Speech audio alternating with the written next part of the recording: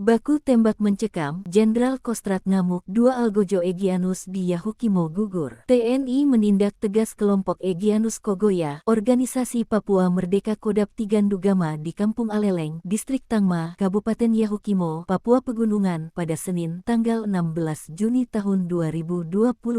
Langkah tersebut dilakukan merespons tindakan kelompok tersebut yang melakukan pembunuhan terhadap para pekerja pembangunan gereja di Wamena sekaligus merusak kawasan hutan untuk ladang ganja ilegal. Kepala Pusat Penerangan TNI, Maijen TNI Kristomei Sianturi, menegaskan bahwa operasi tersebut menjadi bukti TNI hadir di bumi cenderawasih untuk melindungi masyarakat dari teror kelompok bersenjata, sekaligus mendukung percepatan pembangunan kesejahteraan di Papua. Operasi penindakan ini dilaksanakan dengan terukur, profesional dan proporsional, kata Kristomei saat dikutip dari media Indonesia, Selasa, tanggal 17 Juni tahun 2025. Kristomei menjelaskan operasi dilakukan setelah memperoleh informasi dari masyarakat tentang keberadaan 4 anggota OPM di salah satu honai di Kampung Ligima. Dalam upaya penangkapan, terjadi kontak tembak singkat di kepulauan. Kontak senjata tersebut mengakibatkan 2 anggota OPM tewas di tempat. Sementara itu, tidak ada korban jiwa maupun luka dari pihak TNI. Dari lokasi kejadian, aparat TNI mengamankan sejumlah barang bukti penting, di antaranya 1 pucuk pistol revolver, lalu 1 pucuk pistol rakitan, 5 butir amunisi kaliber 9 mm,